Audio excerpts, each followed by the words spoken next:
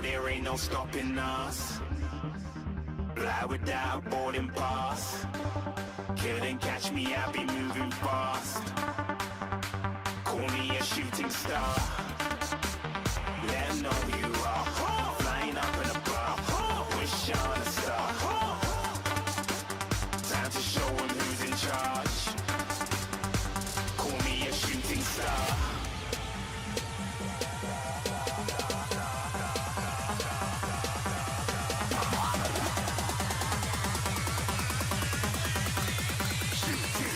Didn't even get to cross.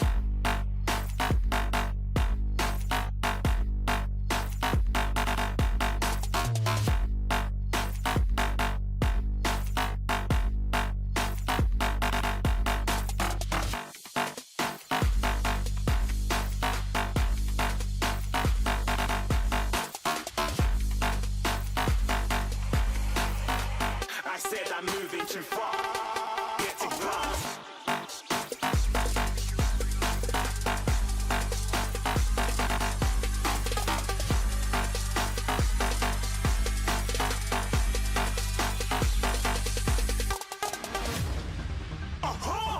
Looking at a shooting star. Got more than a couple of people going mad. I swear they're rooting hard. Tell them I'd be big in the game like she went and got them breast implants. I said I'm moving too fast. Didn't even get to glance. I'm ready to eat up track like I'm seated in a restaurant. If you had swag like mine, you know it's best to flaunt. We aren't hating because you aren't. Shining like it's neon. Rock like kings of Leon. Shooting stars across the galaxy. I stand out, so don't be mad at me. Infiltrate and with my strategy. When I turn up, then I just have to leave. Shooting stars across the galaxy. I stand out, so don't be mad at me. Infiltrate and with my strategy. When I turn up, then I just have to leave. Yeah, shooting. Yeah, shooting. Yeah, shooting. Yeah, shooting shots.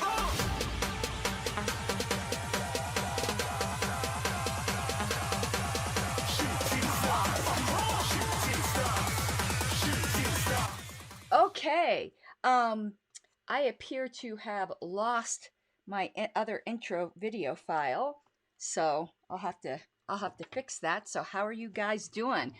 I've got a shit ton of content, a literal shit ton. That is a technical description. I'm fixing my mic here because it's kind of weird. So how are you guys doing while I'm fixing this? Remember, these shows, more than any other, are participatory. If I don't hear from you guys, I don't go through all the clips because it's boring for me. And I'm not putting on makeup today. I am doing a get ready with me though. I'm going to be curling my hair.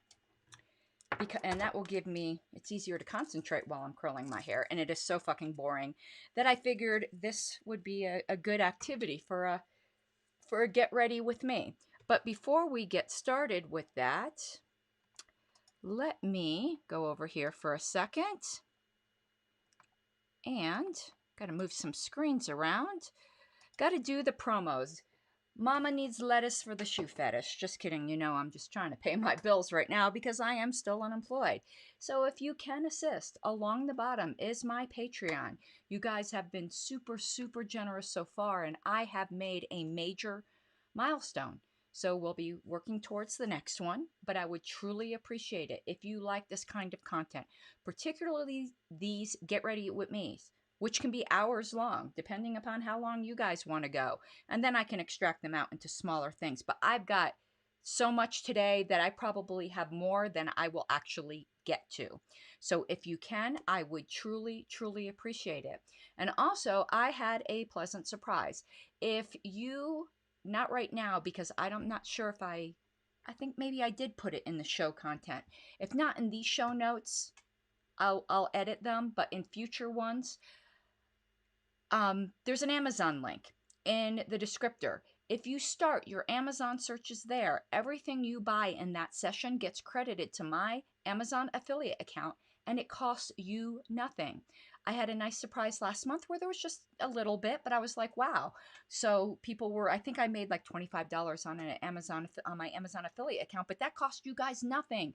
So if you are an obsessive Amazon shopper the way I am, in addition to letting Jeff Bezos fly to space on a giant penis, you can be helping me out with an Amazon affiliate. So start all your searches from the link that will be below. If it's not below already, I will put it there, or you can check on another video. And as usual, for these marathon sessions, if we do go that long, super chats are always, always appreciated and gratefully received. So let me get this off the screen. Well, you want to know what? Because we switch from screen to screen so much, putting on the chat widget, it just keeps refreshing and not having everybody's comments come up. So I will just put pertinent comments on the screen as I respond to them. And I think that's the better way to handle it. What do we have queued up? I've got a diverse thing. There's even some I didn't put in the show description. This first clip we have coming up, and hola, H. Reardon, this first clip we have coming up is actually about the lawsuit that the women's soccer team just lost, where they were claiming that they were not getting equal pay to the men. I am so outraged by this. Not outraged that they lost. I'm outraged that they even sued. I am outraged at the outrageous. I'm outraged at the outrageous entitlement of these women.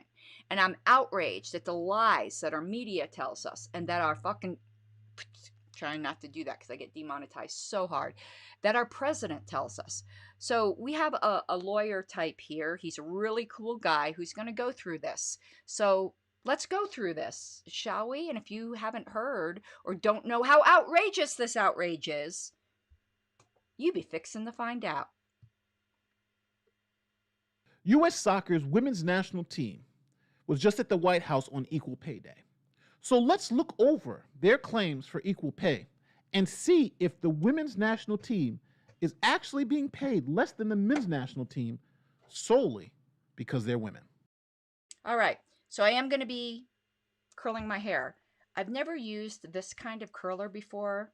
I call it like a chopstick, but it's like a flat chopstick.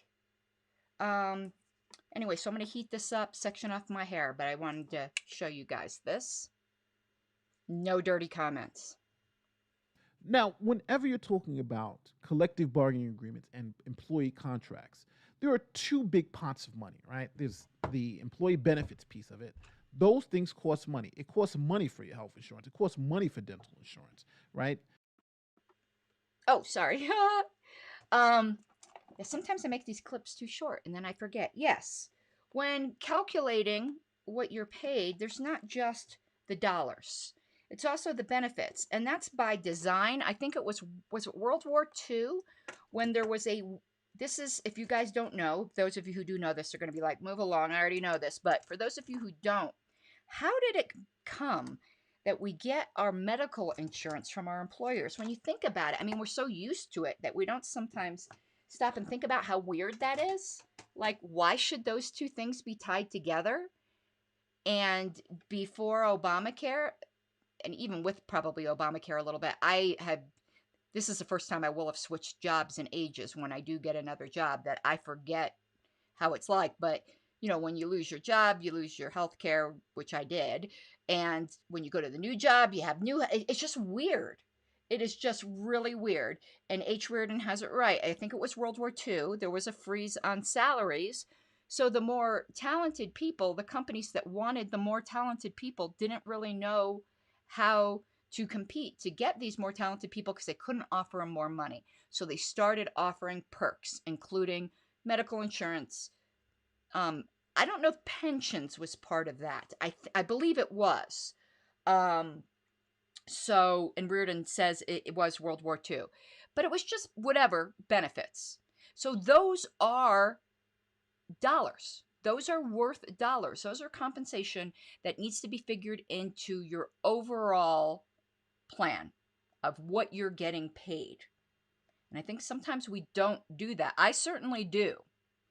You know, if your employer is picking up the entire amount of your medical insurance, you can't compare that to an employer in which they're picking up part of it or they're just giving you their group rate. Hey, Julian, you're back in LA. I'm glad you made it back. But no margaritas for you. All of these things cost money. And then you have salaries, right? How much you're getting paid in cash. But these two items have a cost to them. So for the women's national team, they get all of their employee benefits from U.S. Soccer, and they get salary. While the men's national team, they don't really need the employee benefits because they already get them. Why do they need health insurance again, since it's already covered by their clubs? So instead of the employee benefits, they take cash. Let's start with the men's deal. Okay, something that I didn't clip out because I wasn't going to clip out every little thing.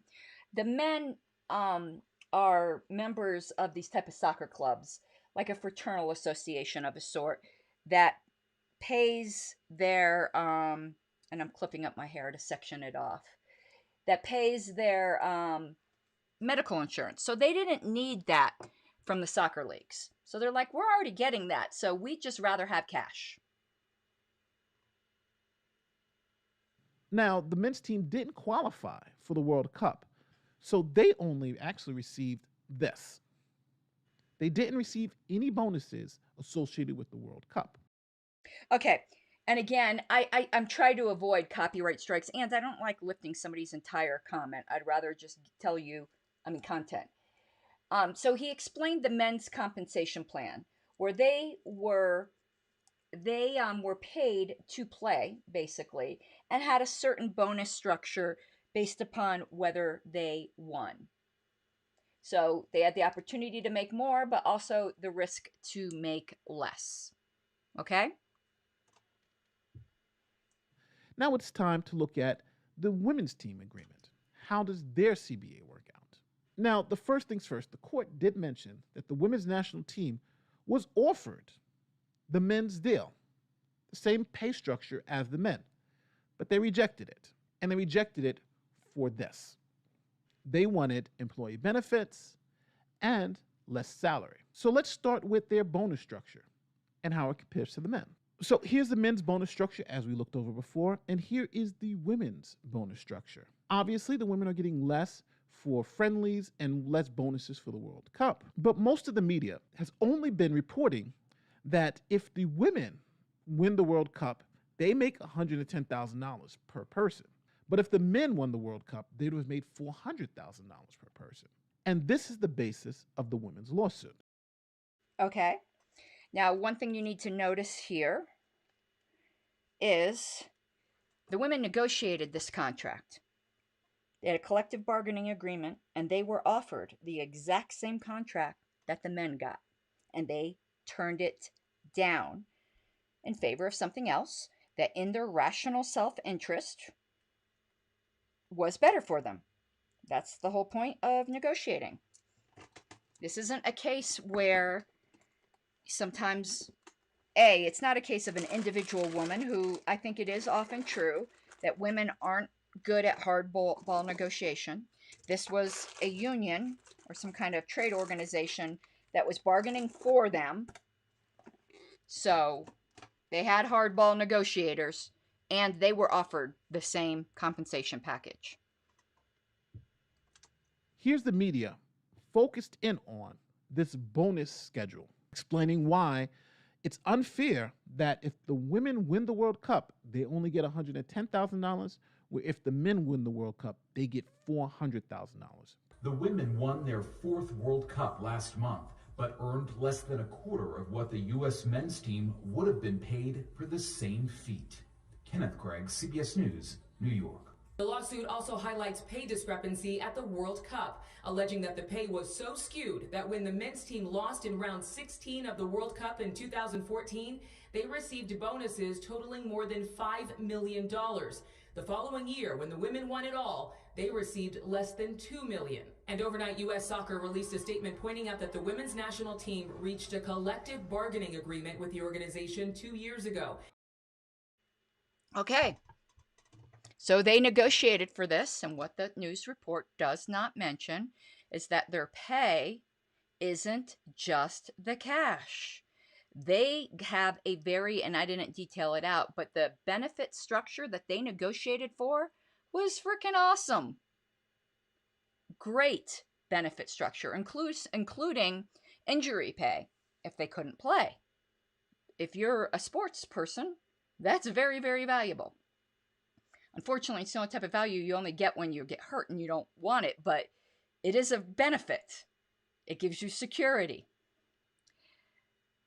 None of this is mentioned. It only deals with the raw salary figure, and they were offered the same thing as the men, which didn't include the benefits. Now, it's not the soccer league's fault that their club or whatever these other organizations they belong to do not offer them benefits the way the men's club do. It's an entirely different organization. That, you can't punish an employer if it has two employees where one of them maybe is a member of the Moose Club and gets some kind of benefits from there and the other person doesn't. That's not the employer's business. Continuing. Trying to push this button with my rat tail comb. Let's see. So now just looking at this does look unfair. This looks like unequal pay, but it's only part of the story. See, the women also get employee benefits from U.S. Soccer that the men don't get. What are the employee benefits that the women's national team gets that the men's national team does not? First, they get 20 players at a base salary of $100,000. Then they also get 11 more players with the base salary of $62,000 to $67,000 who play in the National Women's Soccer League. They also get a one-time signing bonus of $230,000. They also get ticket revenue sharing of $150 per ticket at the events. They get $5,000 bonuses for first place in the She Believes tournament or at the Four Nations tournament. They also get severance benefits, injury protection, health benefits, dental benefits, vision insurance, pregnancy pay, guaranteed rest time, child care assistance, partnership bonuses tied to increased viewership. They get annual payments for use of their player likenesses, and U.S. Soccer makes a good faith effort to have a minimum number of games. And the women's team are offered $250,000 to $350,000 for a post-World Cup tour. Remember, none of this is offered to the men. Okay, and if you're wondering what I'm doing with my hair here, women know this, or maybe you don't. If you're a woman, you don't know this. Now you're going to learn something that I only recently learned. When you curl your hair, just don't let them immediately fall, because the weight of your hair while it's still hot pulls the curl out. So hold it up, let it cool down a little, let it breathe, relax a little. That way the weight of it's not pulling your curl out. But see how already the media's lied to you if you're not getting pissed off? It's outrageous. Okay, let's continue. So this chart looks a little deceptive. So instead of this chart, let me lay it out so you can actually see what the women get versus what the men get. And this is it. So in 2017, when women approved this deal, these were the headlines. U.S. Women's National Team CBA, a victory for all American women's soccer players, not just the best ones. Women's soccer scores higher pay, better conditions, and new labor agreement. An important step, U.S. women's soccer team reaches new labor deal. ESPN reports that Megan Rapinoe said at the time, "I am incredibly proud of this team and the commitment we have shown through this entire process. While I think there's still much progress to be made for us and for women more broadly, I think the Women's National Team Players Association should be very proud of this deal and feel empowered moving forward." So it was shocking that 2 years later, after agreeing to this deal, the women's U.S. soccer team sued for gender discrimination. No, it's not shocking. This, my friends, is female entitlement and chutzpah. Sorry, not sorry. Oh, and Julian said he had one shot of Don Julio and was done for the rest of the trip. I get it. And you might think, you'll start to maybe handle your liquor better when you get older. Maybe not. One beer and I'm done. Never mind a shot of spirits. All righty. And I'm just letting the hair continue to relax. go on to the next one. Don't you really like this lawyer guy explaining this? I think he does a really good job. U.S. women's national team sues soccer's governing body for gender discrimination on International Women's Day. So the women's national team agreed to this deal, rejected the men's deal, and then sued for the men's deal. Isn't that outrageous? But did they sue for the men's deal? No, they wanted to keep their benefits and get what the men were paid. How does that seem fair? So what was the women's national team's argument? Well, their argument was the bonus schedules were different. And because these bonus schedules favored the men's national team, for instance, if they win the World Cup, they would have made more if they were under the men's deal. They were being discriminated against as women, and this discrimination was illegal. Now, you would think the women would have been asking simply for the men's deal, like this. Essentially, the same pay-to-play structure as the men's deal, right? No, of course not. And if you're looking at me going, you dummy, you just put your heat glove on the hand that's holding the curler and not on the hand that's touching the heat, you're right. I'm a dummy. And once I'm done with this particular curl, I will switch it because I has the dumb. Oh, can't believe I did that.